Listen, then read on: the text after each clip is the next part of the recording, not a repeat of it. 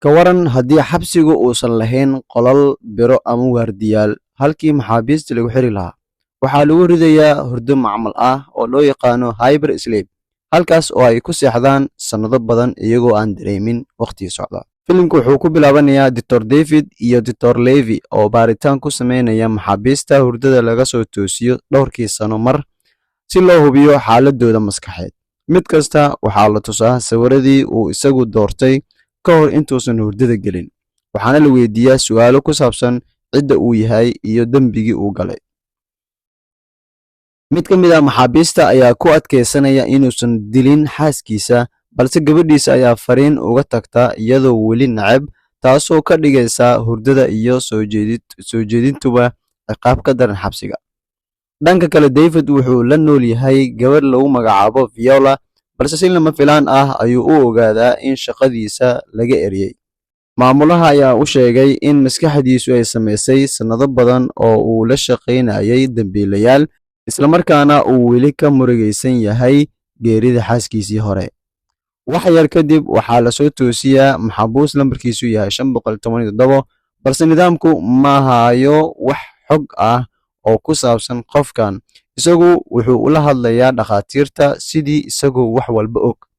Xitaa wuxuu ogaadaa in David shaqada laga eryay, arrintaas oo qof walba ka yaabisay. Isla waqtigaas, cillado qarsoodi ah ayaa ka dhacaya xarunta. Mid ka mid ah haamaha hurdada ayaa oksijiin waaya, waxaana bilaabma eedayn iyo is-aamin la'aan. Kadibna xaaladdu waxay isku beddeshaa rabshad markii maxbuuska 517 uu qori qabsado, ilaalada dilo, Davidna ku qasbo inuu isxiro. Markii uu isku dayay inuu dilo Viola, David ayaa si uu u badbaadiyo Viola wuxuu ku mudayaa bir, waxaana halkaas ku dhimanaya maxbuuskii 517. Laakiin daqiiqado kadib, David wuxuu ku baraarugayaa isagoo maxbuus noqday. Waxaa loo sheegay in lagu xukumay dilka uu dilay maxbuuskii 517, balse xasuustiisu aysan sax ahayn. Markii dib loo baaray xasuustiisa, waxaa soo baxday run aad u naxdin badan.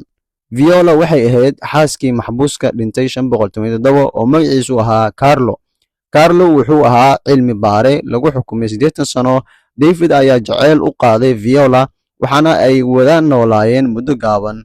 Markii Viola ka codsatay inuu baaro kiiskii Carlo, David wuxuu ogaaday inay weli ninkeeda jecleed.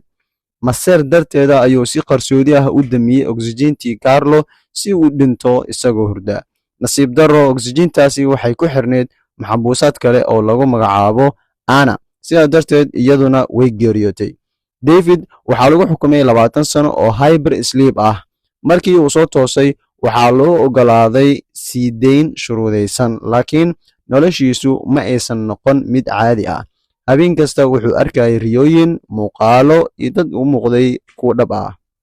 Intii uu baarayay waxa dhacay, ayuu ogaaday in Anna iyo Carlo ay baarayeen sir weyn oo ku saabsan nidaamka hyper sleep loo yaqaano.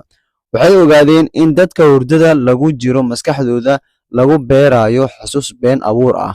Maxaabiistu waxay rumaysanayaan dembiyada lagu eedeeyay xitaa haddii aysan weligood gelin. Taasi waxay ka dhigan tahay in nidaamkan cusub uu bedelo maskaxda qofka halkii uu cadaalad siin lahaa. David iyo Viola waxay isku dayaan inay runta bannaanka keenaan, laakiin waxaa hortaagan siyaasiyiin iyo saraakiil awood leh oo doonaya inay qariyaan sirta. Dhammaadka filimka, David wuxuu moodaa inuu xaqiiqda ogaaday oo uu ka baxsaday xabsiga, laakiin lama filaan weyn ayaa dhacday. Wax walba waxay ahaayeen riyo uu ku jiray isagoo hyper sleep ku jira. Markii uu dambeysay ayuu indhaha kala qaadaa isagoo weli ku jira haanta hurdada, waxaana loo sheegaa inuu hurdayay 35 sano, isla markaana uu hadda u yahay nin da' ah, waxaana u haray 1 sano oo keliya xukunkiisa. Laakiin Dr. Levy markii ay baartay alaabtiisii, waxay heshay SD card qarsoon oo caddeyn u noqon kara in David uu run sheegayay, taasoo ka dhigan in sirtii weyneed ee hyper sleep laga yaabo inay dhab ahayd. Filimku wuxuu ku dhammaanayaa David oo mar kale lagu celinayo hurdadii, halka Dr. Levy ay bilaabayso inay shaki ka gasho nidaamka oo dhan. Haddaan intaas soo gartay wax ka caawisaa muuqaalkan like garayso, asxaabta kalena share garayso. aad waa mahadsantahay. Haddana waa subscribe-ka anaga iloobin.